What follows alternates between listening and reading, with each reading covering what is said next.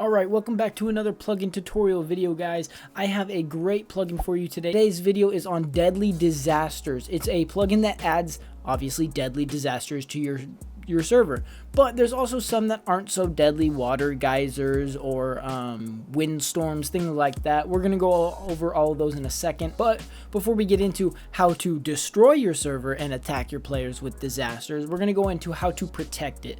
So if you use WorldGuard, Townie, Grief Prevention, or Lands, anything that is claimed by those plugins are going to be protected. No disasters can hurt anything inside of those zones.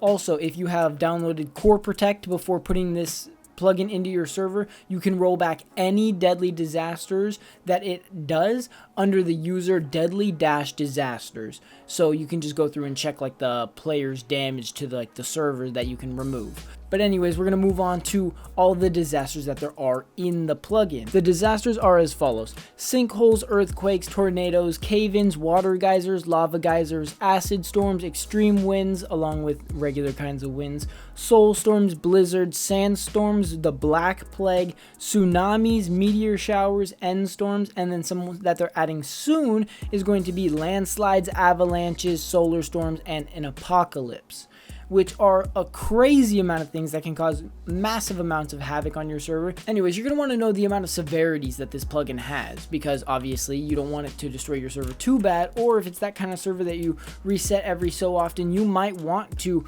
destroy the hell out of your server. So it goes through a 1 through 6 severity scale. Along with that scale are the chances of how bad it's going to be. So it's like all of it's going to add up to 100% at the end, so that way it can be like that's the entire chance. And then for level 1 it's going to be a 30% chance, so it's like a super low level. These zombies are everywhere, man, but it's going to be a super low level. 25% is going to be for level 2, 20% for level 3, 15% for level 4, and 9% for level 5, 1% for level 6. And level 6s can be disabled in the plugin, like itself in the server or in the config. A few things that they added to the plugin, as well as your server once you install it, are going to be 2 custom entities that players can create, own, whatever you want to call it. It's going to be an end totem. It's a creature that spawns during an end storm. Baby versions can be tamed with gas tears, and they can all be healed with chorus fruit. But if it's within 100 blocks of where a disaster is going to occur, not ones that are spawned by admins, but ones that it can naturally like sense through the plugin, then it'll immediately start violently spinning, so that way you know to get out of a 100 block range of that totem. But you're going to need multiple of them to set up, so that way you know which direction you need to run 100 blocks, if that makes sense. There's also a plague cure that they added to the plugin, where you add 3 ink sacs, a netherwort, and an awkward potion inside of a crafting table to add like this new potion that you drink to instantly cure all the plague effects. So even if it puts like a severe long-lasting plague on you, you can drink that and you'll be fine. So you're going to need those nearby. That's why it's semi-easy to make. Then now we're going to go over the commands to set up the plugin and get it running. So we're going to start with disasters, min timer, and then the amount of seconds that you want. The default is 90 seconds long. So a minute and a half worth of some disasters, even like level 6, that's going to be crazy. So you'll probably want to change that in the config depending on the kind of server that you have.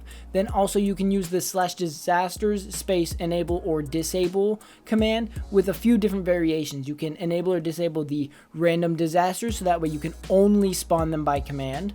You can disable or enable the max levels, so like the level 6, the very damaging versions, you can completely disable all those for every disaster. Or you can disable a specific disaster, like you say, oh, I don't want meteors to hit, then obviously don't add meteors. You can just disable it that way. Or you can actually disable the event message. So if it's coming in, like a giant meteor is going to come crashing down on this person, you don't want them to know, because in real life, you're not going to get a text be like, hey, yo, there's a meteor hitting the planet. You should probably like fly across the world. It's not going to happen. So if you want it to be a little bit more realistic, you can turn off the event message. Alright, the next command we're going to go over is /disasters space summon space and then the entity. Obviously that's to spawn the end totems or the plague cure, because those are the only 2 entities that they've added to the game so far to this point of me recording. Then the next one that we're going to go over is /disasters space start space the disaster name space the level of severity a space, and then what player you want to put that specific disaster on. That's going to be an admin command, so that way if you have friends in the server, whatever, you want to drop a meteor on his head, you literally can. The other commands that we're going to go over real quick, those ones are just kind of blank ones. You can skip over this part of the video if you like it. /disasters reload for after you reload anything in the config that isn't in the server yet, to go over everything that we just went over. So I'm going to go through a couple of the disasters for you guys just to get a little bit of a hint of what's going to be going on. I've disabled the natural one so that way it's not destroying the world around me while we go through this, but I can spawn a few of them in for you so you can see what's going on. And we'll do a level 5, so it's not the worst, but it's pretty far up there, so you can kind of get the idea. So I'm just going to go ahead and spawn a level 5 geyser right next to me, and this is how many just shoot up right next to you. And if I was underneath those, they could have launched me into the air and killed me. So, you know, some of them destroy the ground, some of them don't. It's just kind of a gamble. We're going to move on to another one. We can go through a tornado. I think that would be pretty cool. So we're going to type that in real quick.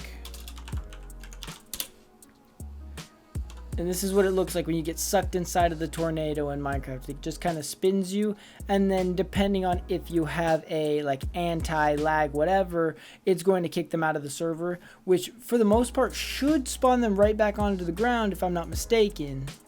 Alright, another example is going to be the earthquake. I'm going to put it at level 4, and then you can just see the ground crack underneath you. And if you're nearby, or you're not running fast enough or in the right direction, you are falling straight down into that lava down there. Think about how much you are going to need to run. It sprawls out in every direction, literally through the mountain. Like, it doesn't play around with absolutely destroying the earth, but it also is kind of a good mine just to kind of create your homemade ravine for yourself. So it depends how you look at it, or if you survive, I guess. Alright, so as you guys can see, this plugin does crazy amounts of things. We've gone over a few of the disasters out of the many that are actually here and coming in the future. If you guys did enjoy, make sure to download the plugin below. There's going to be a link in the description, and make sure to hit that subscribe button because I'm here all the time and I'm not going anywhere.